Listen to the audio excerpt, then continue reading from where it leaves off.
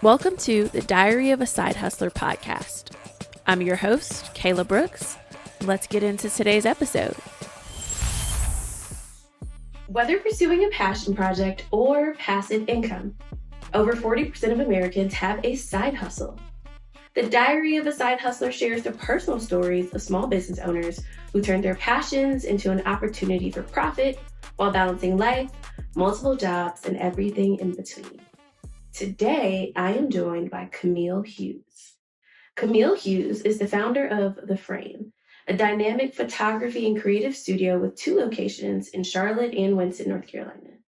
Originally from Charlotte, North Carolina, Camille graduated from North Carolina State University with a degree in international relations, but her true calling turned out to be behind the lens. Initially aspiring to follow the footsteps of the renowned journalist Soledad O'Brien, Camille's personal experiences navigating anxiety, love, listening to a lecture, and travel led her to the world of photography. After buying a $300 camera at a pawn shop, the rest was history. As a self-taught photographer, she is a storyteller at heart, always seeking beauty in the ordinary and joy in the small moments. She used to be a full-time photographer and now spends a majority of her time operating the 2 studios. She is also the founder of Pink Broccoli, a cannabis lifestyle brand that promotes health and wellness and broccoli accessories. Camille, welcome to the show. Thanks for having me. Absolutely. That was such a good introduction. Good. I want to take that. I want that to be the introduction for everything. Forever. That was really good. Okay, good. I'm glad you like it. So just to get started, easy question. When you were younger and someone asked, what do you want to be when you grow up? What did you say?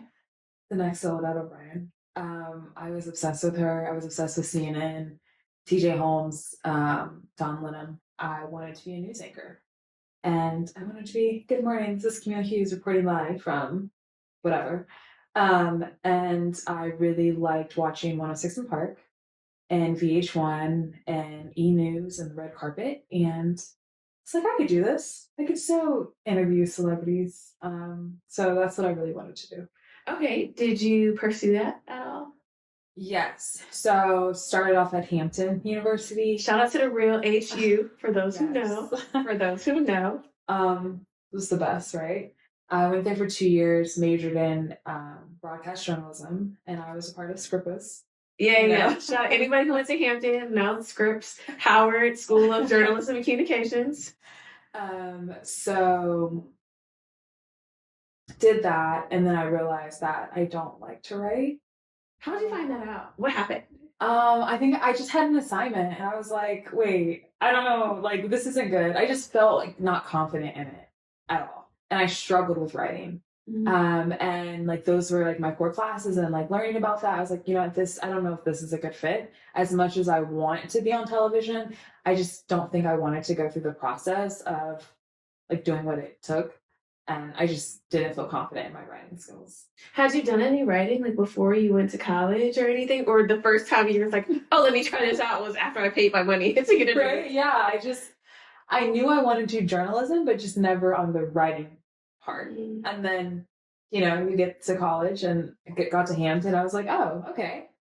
I need some more writing skills. And yeah, I just felt a little intimidated and not confident. And I just decided to change my major.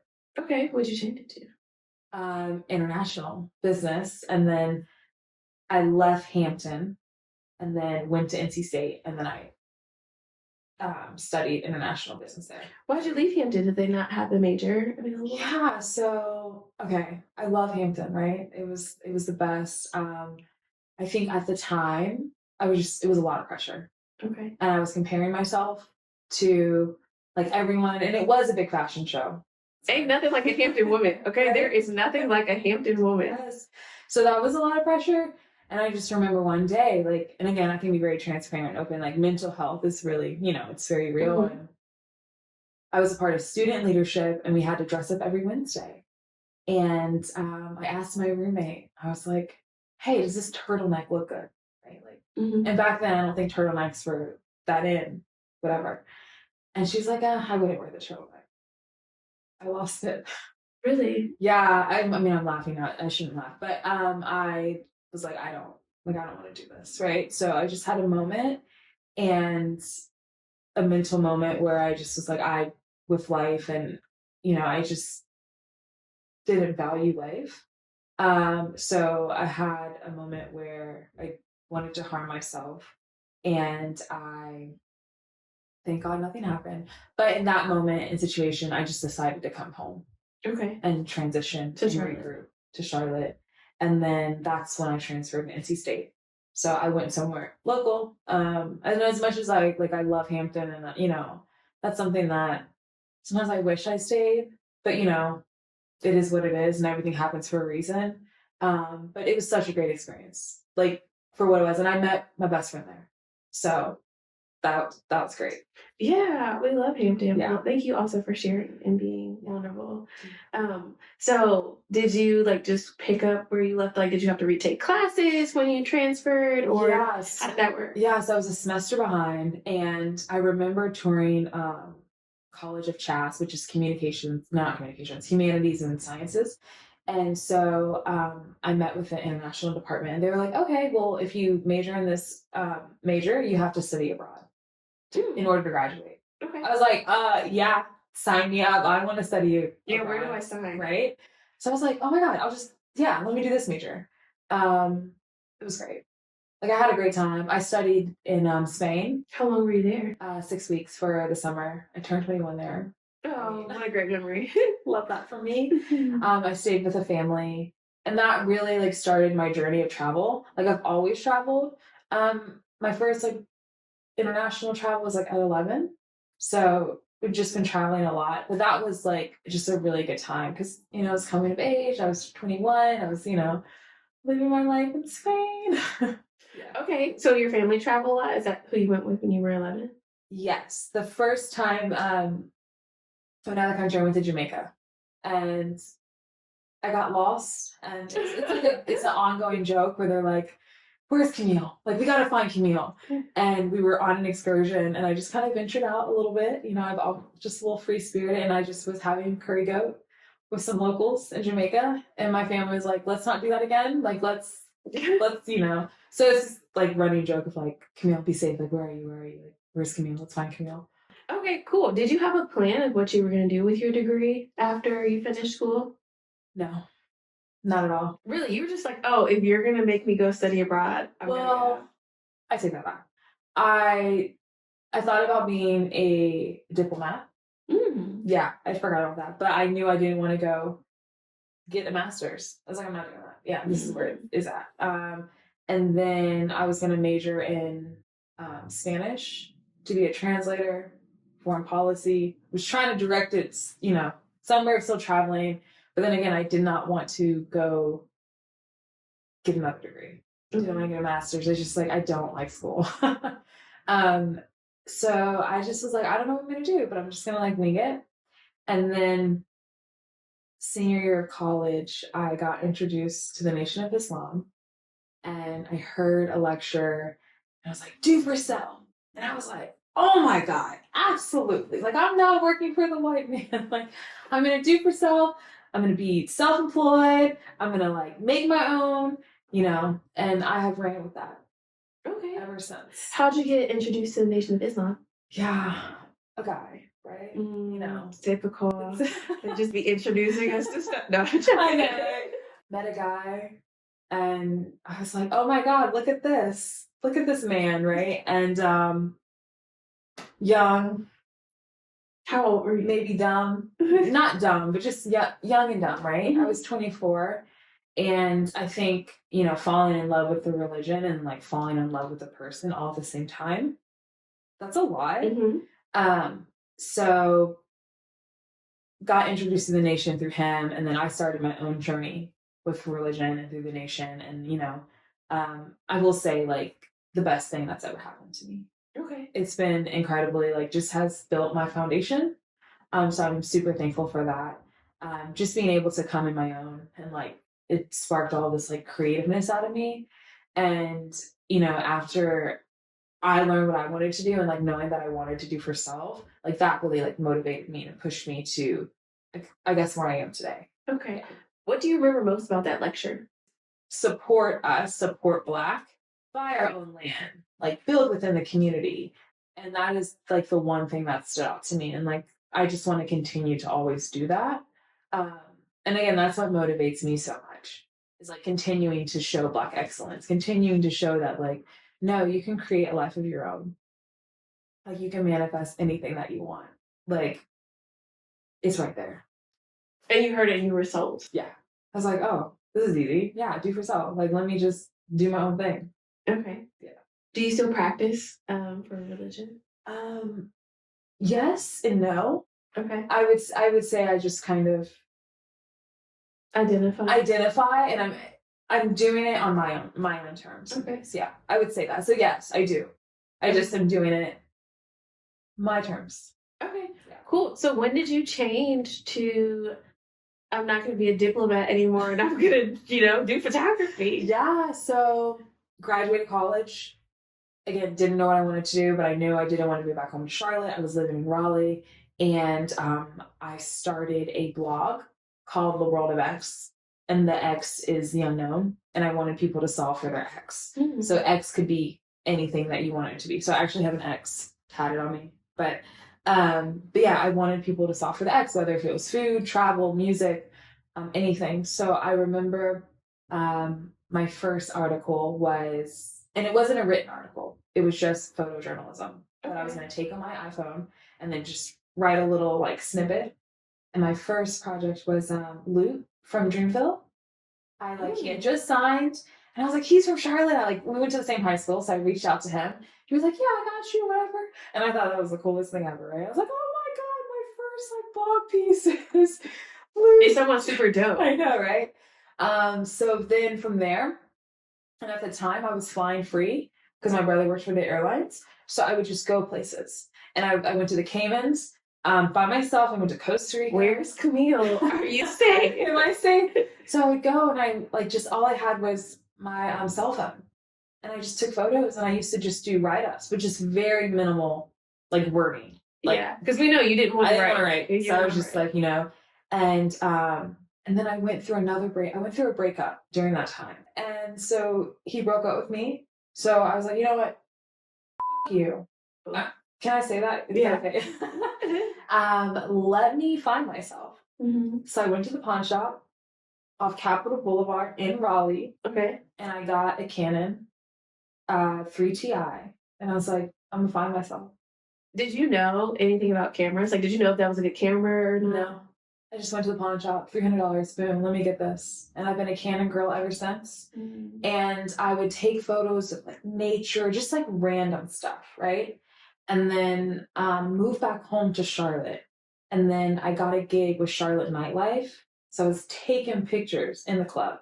Okay. Right? But I was still heavy going to the mosque. Wow. In Charlotte. So I would go to study. Did you wear a hijab in the club? Well, I wore a headpiece. Okay. Yeah. So in the club while you're taking not in the club. Okay. No.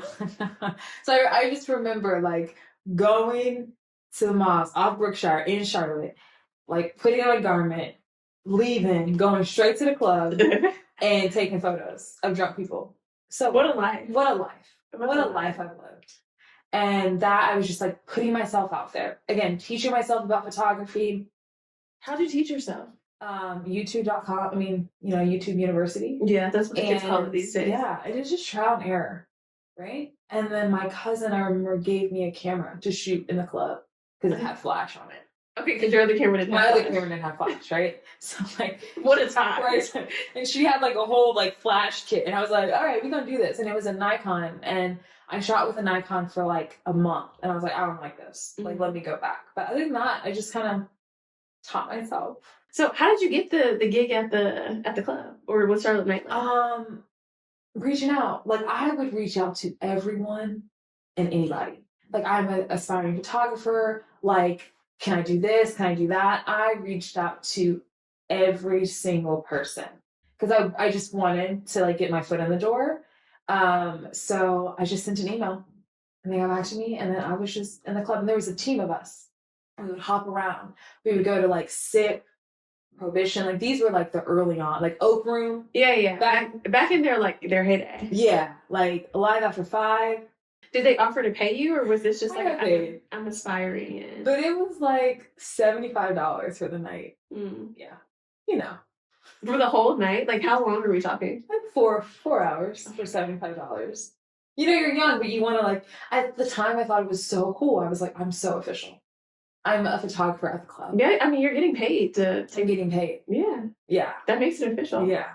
And then I just felt like towards the end, it just wasn't worth it because a lot of people were drunk, and it wasn't getting my camera equipment ruined. Okay. Over $75. Yeah. And I'm just starting out. So I did that for a few months, and then I was like, all right, let's do something different. Okay, and what was the something different? Did you have a plan? No, I had moved back to Raleigh, and I was nannying on the side. Oh, wow. You were hustling. I was hustling. You were hustling. I worked at a skating rink, a part-time sales manager, and I was just doing photography. And I would take photos of like family shoots. I would just reach out to anybody and everybody. I would throw like little mini sessions. People would come. What's a mini session? Mini session is just a small family session, and it's a mini lifestyle shoot basically. Okay. So I would throw those, and and I just built my clientele. And like in the nanny world, like I would take photo of that family, and then that family recommended that family, and then just like a little triangle effect. Okay. Yeah. When did you start the business of like, I am a photographer? You know, it's funny. I recently just called myself a photographer. Interesting. Why? Yeah, I think it's like imposter syndrome. Mm-hmm. Like I've never really been like, I'm a photographer. Sometimes I'm just like, I do photography, and I'm trying to change that mindset. But I would say like end of 2017, 2018, I was like, no, we're doing this. Mm-hmm. We're going to do this full time. 2019 is when I moved back to Charlotte, and I decided to go on an Eat, Pray, Love to Bali. And I knew I was going to do like travel photography. Like that was going to be the push. So I had reached out to a few brands, and there was a Black travel group going to Peru in September. And I was like, let me be your travel photographer. Like, let me do this. I got the gig. Hated it, right? Why'd you hate it? Hated the gig. It just made me realize, like, this isn't what I want to do. I don't want to take group travel photos. What was it about it that you were like, this isn't me? My travel experience is just different. I'm really into like portrait, lifestyle, mm-hmm. like community photography when I travel. And I think I was just taking photos of like, you know, the girlies getting ready, mm-hmm. like just very posy. That's not my thing. Okay. Yeah, and I just felt it was just a disconnect. Okay. From what I'm used to, and like being immersed in like culture, and you know, and your artistic vision. Yeah. Okay. And it's just like this wasn't a good fit. Okay. So, but Peru was great. So when did you officially start the business? I count 2015. I just say 2015. Okay. And then it really picked up. 2017. Okay. Yeah. And I've been doing full time ever since. I love that. So what happened after you came back from the trip? I bugged everyone. I sent an email to everyone. I really went back when I was like shooting at the club, just reaching out to everyone, making connects. And it really is word of mouth and who you know. And I would just keep getting gigs. And then I got another gig. And then I got another gig. And then that person referred me. And then just from there, it was just boom, boom, boom, boom, boom. So I'm a firm believer of reach out. Like, it doesn't hurt. An email's not going to hurt. A text isn't going to hurt. A call's not going to hurt. Like, if you want it, like, don't take no for an answer and reach out. All they're going to say is no. Yeah, which doesn't actually change my life. Like, that's all they're going to say. And I have to constantly remind myself that today. Like, okay. Just continue to reach out. And don't be afraid. Okay. I feel like most small business owners, when they go into business, they don't sign up to run a business. They sign up to do the thing they love. They sign up to do photography, mm-hmm. not the, I have to pitch myself. I have to manage my books. Mm-hmm. I have to. So how did you learn those skills about like, advocating for yourself and being able, how do I price my packages and things like that? Yeah, I'm still learning and I'm still struggling. But I think, be confident in what you believe and like what your price is. I will say that I think this is the biggest mistake that I made. Like early on, I would give so many discounts. I would discount my price. I'd be like, oh my God, no, like don't give me that. Like, be very shy and timid. But now, no, this is the price. Like, I always want people that starting out, like, be serious and take yourself serious and like let people know that this is the price. So then going on in the future, like people will take you serious and not try to like get over on you. But so I still struggle with that, trying to like find a balance in that. This is hard. What makes you to keep going? This is all I have. Like I have, I guess, winged it and like done my own path for so long. I don't know what I would do if I didn't do this. Mm-hmm. Like, what would I do? I don't know. I think about it often. Like, would I be in tech? Like, I just think about what would another career be like? And I like this, even though it's hard. This is my passion. This is my lane. So talk to me now that you have now transitioned from, can I call you a photographer? Yeah, you can call Okay. You've transitioned from full-time photography that you're like, hey, I actually want to open a space, because that is a completely different ballgame. That as much as it's a photography studio, the skills are actually not related to photography at all to be able to operate something that's like brick and mortar. Yeah. When I was living in Raleigh, I always knew I wanted a space. Okay. And I would like drive around and I would see old abandoned warehouses and I was like, this is so easy to shoot in. Like, this is so easy. And I love natural light. I feel like I've excelled at natural light, shooting natural light. So I knew I wanted a space with a lot of natural light, very simple, very easy, not a lot of setup, just a blank space that you go in. And I remember like going around Raleigh, I was like, yo, all these vacant buildings. Someone's got to have this idea. Like, someone's got to do this. And then I moved back to Charlotte and I was a year early in the sense of the idea because I thought about it and I don't think anyone really understood what I wanted to do. And I remember I got hired for Hugh House to scout a location for production. And I was struggling finding a location. For people who don't know, what's Hugh House? Hugh House is a creative agency in Charlotte. They're really dope. It's Dave Butler, Davita, and Daly, and they all run it. So I got hired to do photos for them, and they wanted to for me to find, production, and it was not good. Like, I went on Peerspace, which is a platform that's like the Airbnbs for creatives that you can like find, studios, and I just didn't see a good selection in Charlotte. So it's like, oh, I can do this. Like, let me find something. And then COVID hit. The world shuts down. It's crazy though. Photography for me skyrocketed. Really? Yeah, like How did that work? I guess people were really focusing on their new hobbies and just like new direction of life. And I think people got a little bit more intentional. So I would get a lot of branding shoots. Like, hey, like I want to start this, I want to start that. And I think at that time, again, we were more intentional with our time. And so, yeah, like with COVID, like career kind of went up. Went back to traveling a little bit, even though it was COVID. And then 2021 comes around. I'm like, you know what? I'm ready to do this.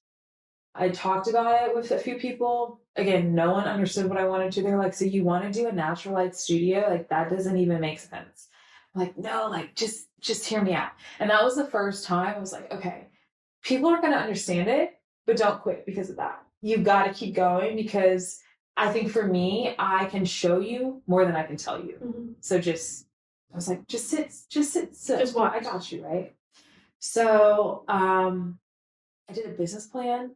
And I remember I was in the park with one of my friends, Shakira, and we were just like laying down and we were like, okay, we can do the Hugh. I really wanted to be Hugh House because my last name is Hughes, right? Mm. But then I knew Hugh House is already a creative agency, so I was like, I can't do that.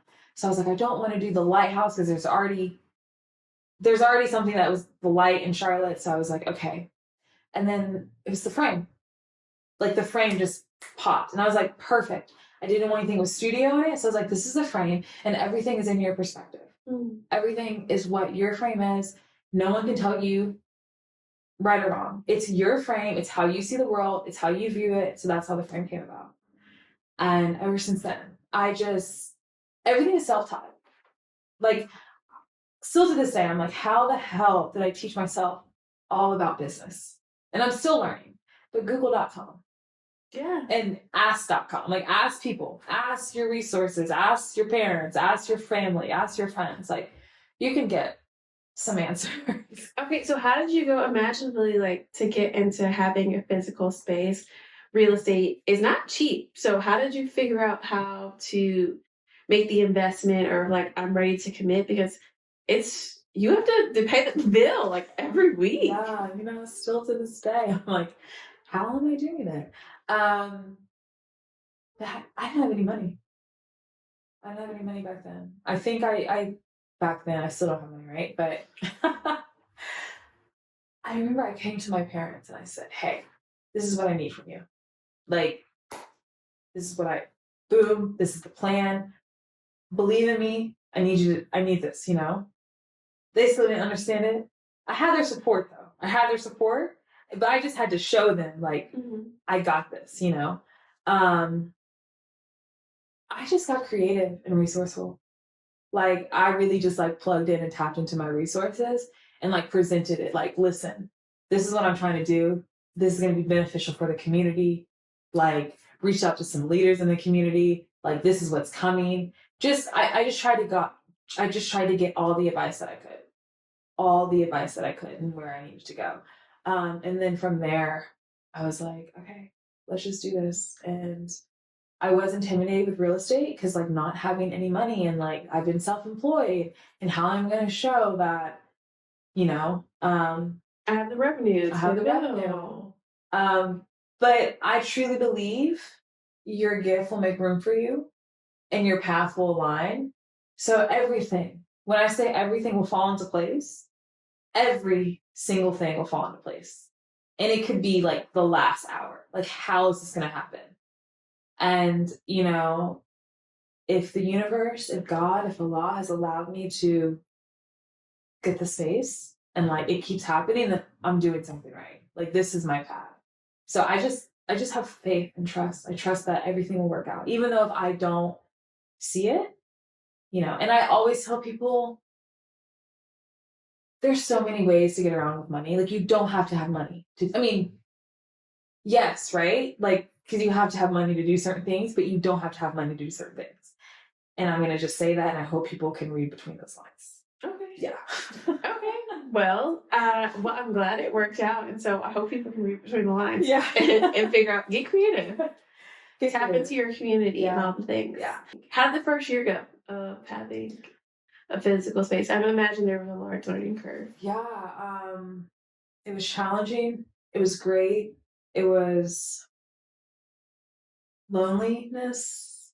It's a mix of emotions. Every day is a journey.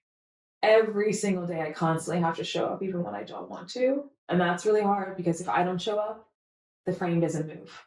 The frame doesn't move, I don't make any money, But if I don't want to show up, how can the frame show up if I don't want to show up, So it has been the most rewarding journey, but also just hard. It's so lonely. And it's just it's a mental mind fuck. That's what. How does it feel lonely? Like, do people not support you along the journey, or how does it feel lonely? No, I feel very supported. The mind, I feel like it's lonely in the mind. Like, just for me, ideas running like everywhere, here and there. I need to do this. I need to do that. Like, I'm doing everything by myself. So I think being in my head all the time and just like questioning and just like, am I doing this right? And then I just start to shut down. So I'm like, it just gets lonely. Yeah. Like, yeah, it's just a lonely process at times, but I do feel supported. Okay. I have a support system. I have my people. It's just an uphill battle. What exactly do you do for managing the frame? Because you're not a full-time photographer anymore. So people who may be aspiring to, I want a space, can you shed a little bit of light of what that actually looks like to take your creativity into a space and how that changes from being behind the lens to essentially being behind the desk? Yes. So it's not all about creativity right now. It's business. Like, I got to keep the lights on. What does that mean? What does that look like? Knowing your numbers, being accountable, making sure you're turning in things, making sure you're responding. Like, I mean, I have landlords that I have to report to. Like, I just have so many things that I have to just do to keep the frame running. Like, in the beginning, it was so creative for me. Like, I'm like this creative in my head. But right. To decorate, pick up furniture. And now it's like I'm doing that, but also like, okay, how do we get more grants? Like, what's the next 5 years on a business level, on a profit? Like, how are we going to get more revenue? Like, my lease is about to end. What is that going to look like? Like, getting another location, you know, we like getting more funding. How do I push more sales? Like, how do I get more people in the space? How do I book more events? So doing all of that, but then also thinking of all the other creative stuff. And I think it has been difficult to manage. And then having 2 locations, I can't be 2 places at once. And for people who don't know, how far apart are the 2 locations? About an hour and 15 minutes from, yeah. So I love Winston though. I'm so thankful that I have it. I'm just in the process of getting Winston up and running. And so just my life is very here, there, here, there, here, there. For context, when did you open the Charlotte location? I opened Charlotte May of 2022. And when did you open Winston? Winston, January of 2024.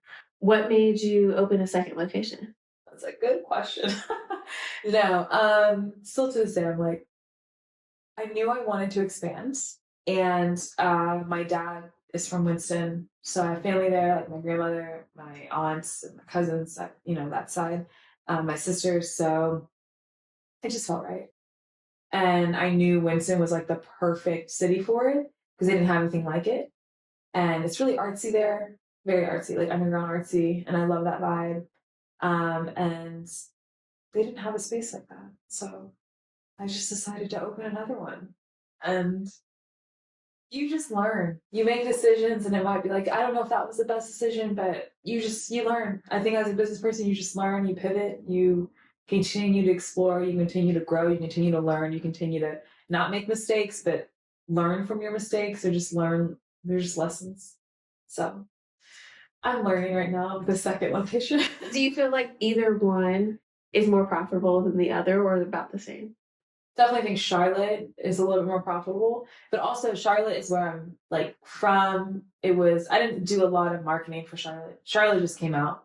So Winston, I'm just having to put a little bit more effort and money into marketing and to getting it up and running. But I have confidence that Winston will be just fine. Yeah. Like it's going to be good. Yeah. And I'm really excited for this year for Winston and Charlotte. Just there's so many new updates happening with the frame and yeah, so. Do you have any updates to share? Can't share now, but, okay. But stay tuned. Yeah. Stay tuned. Yeah, so I feel energetic and excited about all that's happening. Okay, cool. We talked about this a little bit, but I'll formally ask, have you ever considered quitting and why? Oh, every other day. Yes, I've considered, but I won't. I think it's really mind over matter. In situations like just being stressed and constantly like, what am I doing? Why am I doing this? And I think you have to be intentional about whatever you do. Just knowing that if something were to happen, I can pivot, but I can also go back to why I started this. Why am I doing this? Why am I not going to give up? Because I wanted to create a space for people to create their dreams and use at ease. Like that is what I'm doing. So you're not going to give up on that. As much as you don't want to show up, people need this and you know you get a joy out of it. So we're going to keep rocking. Even though today, you don't want to do this. Tomorrow will be different. So, but yeah, I think about quitting all the time. Okay. Just to be real. Okay. I feel that. Yeah. I feel that. That's actually the most common answer whenever I ask someone come on the show. Is the most common answer is either every day or every other day? I would say maybe every other day. Okay. Yeah. Couple times a week. Definitely. Okay. Definitely. Okay, perfect. Now we have to come back to this because we said we would. Mm-hmm. You got married and got divorced and now you're engaged. What happened? Yes. Tell us. I'm engaged. Tell us the love story of like what happened. 2021, went to Jersey My best friend had a baby. Went there to take newborn photos. COVID, everything's still shut down. I just so happened to go into a restaurant called Burger Walla, and he's in there. He's a chef. He's the owner. We're just chatting. We're just, chit chat, nothing like that. We exchange like information. That was all that it was, right? He would like cheerlead me from afar, but like only on Instagram. But it was nothing like that, like whatever. And so then, like 2 years later, I go to Brooklyn for a show to see Sampha, and I posted on my story that I was going. He was like, "Yo, like I want to go." I'm like, "Oh my god, come with me, Lex and Kyrie," because he knew my friends from Jersey. Cool, he comes. Great, have a good time. Again, that was it. Whatever. And then I called him one time in October for business advice. Okay. I called him for business advice. That was that. Whatever. And then I got the Hornets. I did the Hornets grant last year, and it was fan based voting.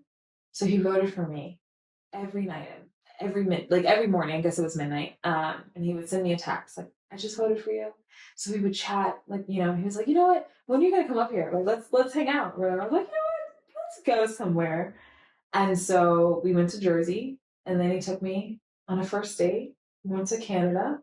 Went to Montreal. Oh, wow. Yeah. He took you out the country for the first date. Right? That's a flex. It was interesting because we never, I didn't really know him, at all. And I was like, yeah, let me just go to Jersey. Is Camille safe? Right? Am I making the safe decisions? So I flew to Jersey, and we rode in a car for 6 hours to Montreal. Again, don't really know him. My first time really interacting with him. The best magical time ever. And we're engaged. Wow. Okay, so I have to ask. You're dating someone who's also an entrepreneur. Yes. What's that like? Because you both imaginably have demanding schedules. What's it like being with someone else who's also an entrepreneur? It's hard, but there's an understanding. I think I wouldn't want it any other way. Yes, it's like he understands, I understand. We just understand the whole dynamic and the stressors and just everything, being in our head and just, but it's been difficult just because we are in a long distance relationship. And I know when he's having a bad day, I can't be there physically. When I'm having a bad day, he can't be there physically. But I wouldn't want it any other way because he gets me, I get him, and we're able to help each other out. And that's been really good. And it's really nice that he has his own. He wakes up every morning and he does his own thing. He he's building his own legacy, and that's just really admiring. So I'm like, oh, look at my man.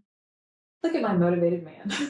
Listen, we love a little motivation. Okay. We love motivation. We love a little motivation. I think that's definitely interesting because the life of an entrepreneur, if you've never done it before, you literally don't understand. You cannot understand. It's not something I can explain to you. You have to feel it on your own. Mm-hmm. And so I'll ask, how has it changed your relationships as an entrepreneur? You have 2 physical spaces. You're also in a long distance relationship. What do your relationships look like with other people outside of your partner that now that you are in full-time entrepreneurship and have 2 physical spaces? Sure. I think this has really helped us manage our schedules. Right. Even, for me, I think lately I've been on it because I have to schedule everything with me going back and forth to Jersey and then managing Winston and Charlotte. Everything has to be organized. I have to be, everything has been very intentional and planned out. And I'm excited for that because I feel like this is the most organized I've been in my life. So it's definitely keeping me on top of that. But again, it's so hard. Every day I'm I just want to hug. Where are you? But it is keeping us, because we know the end goal and we know where we want to be. Yeah. Were you not organized before this? And I ask that for people who may be listening, who are aspiring to be entrepreneurs, don't know what it looks like, to hear your journey of okay, maybe I am all over the place, but how do I get to the point of I can actually do this? I'm all over the place. I'm so all over the place. But I want people to know that what works for you works for you. If you are all over the place, it's okay to be all over the place. You can still be productive and be all over the place. Just own it. And I think for me, I didn't own like being all over the place, you know. But now that I do have accountability of like, okay, I have to factor in another partner, like factoring in another person in my life. Let's tidy up a little bit. Let's not be all over, but let's have a little bit of structure because both of us can't be all over the place. We got to have at least one of us, like, because his mind works the same as my mind. I think sometimes.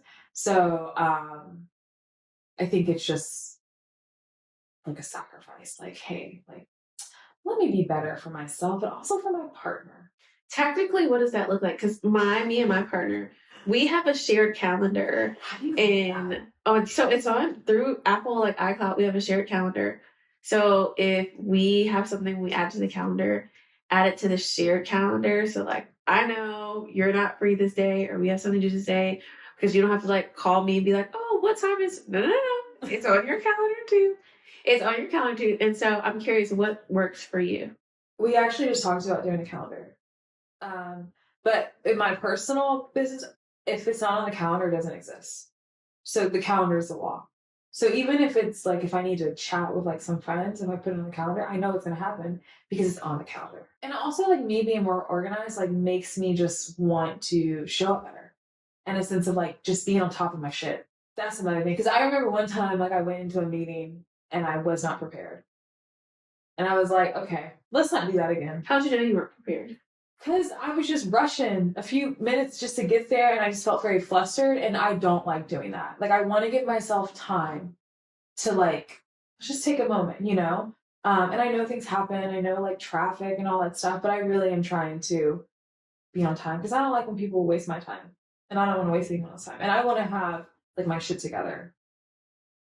I think that's also to the point of when I think of business and like price points and stuff like that. Yes. People who pay more have a higher expectation that may not even be about the quality of the photography. It's about, okay, what was the experience? Like, was it on time? What was the sound like? For sure. All of those things also factor into like just like doing good business and things like that. Yeah. Even though you are now full-time studio owner, you are still a side hustler because you are founder of Pink Broccoli. We love Pink Broccoli. Can you tell people a little bit about what it is and how you started it? Yes, so I actually do it with my friend Jess. We do it together, and I really wanted it to be shroom focused at first. And so there was a strand in Thailand called Pink Elephant. Fire, right? But I knew shrooms were going to be like really hard to do. And I was like, I still have a business. I can't get tied up with like, I can't be doing shrooms. I can't be doing like selling of shrooms, right? So then we just pivoted and we're like, well, we can just do a lifestyle brand of broccoli, of weed, cannabis, you know? And got really high one day, came up with the name Pink Broccoli, kind of did it off Pink Elephant, and broccoli was perfect. And then it's 3 C's to keep it trippy, and that's for Camille, you know, the 3 C's. But no, it has been so fun. It has been so fun, whimsical, and free. And we really have gotten really good feedback from the community. And we do wellness events, and it's just not all about like, and I mean, we started this because, I mean, I smoke a lot, right? I have a business. That's okay.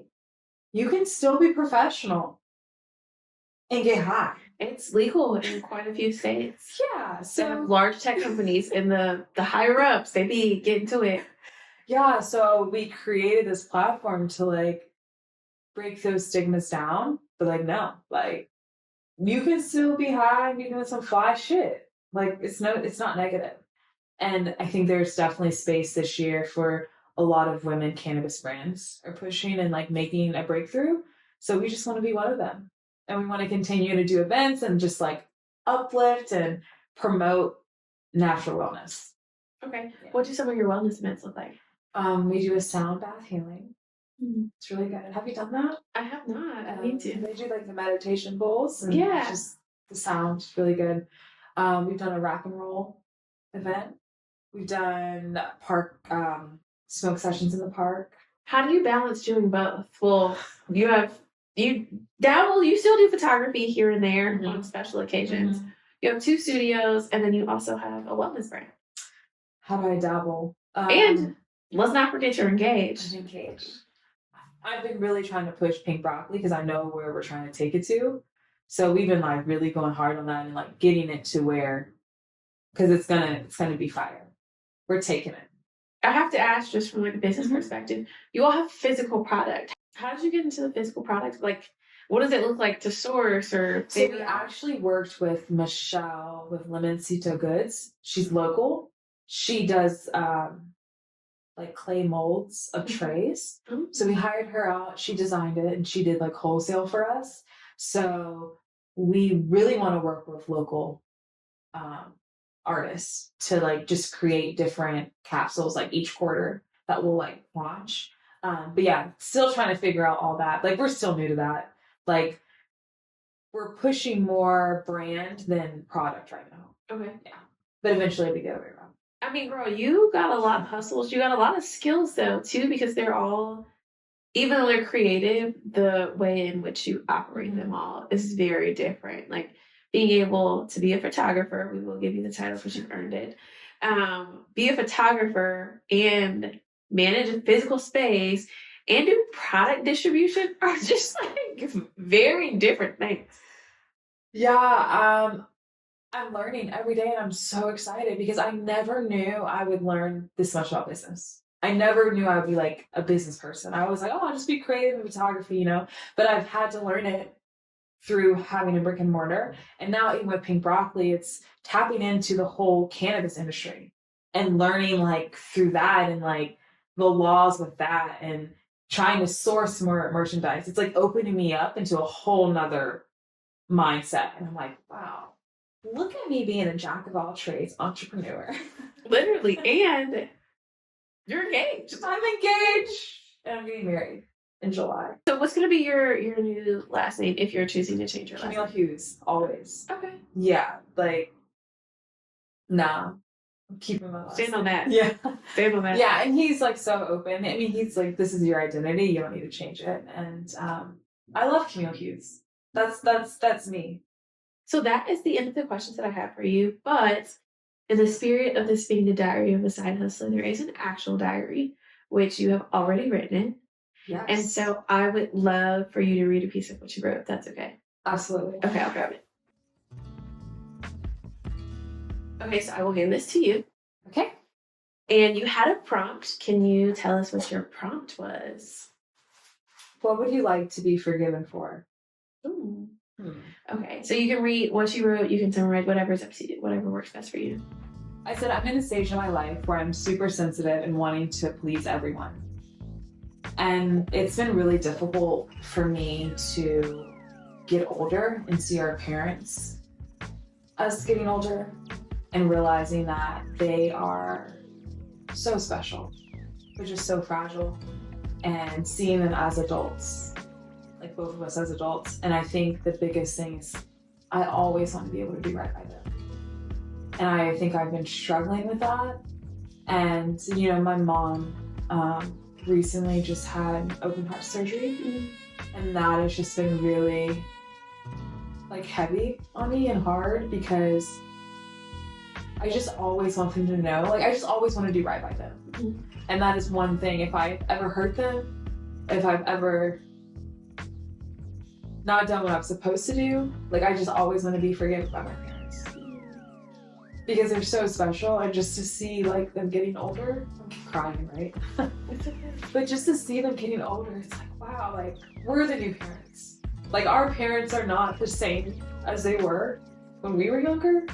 So that's just been like kind of an emotional moment in my life right now. And I just really always want to strive to do right by them. And I know like that might not happen, but that's all. Like if it's one thing, I just want my parents to always like forgive me. Wow. Yeah. That's good.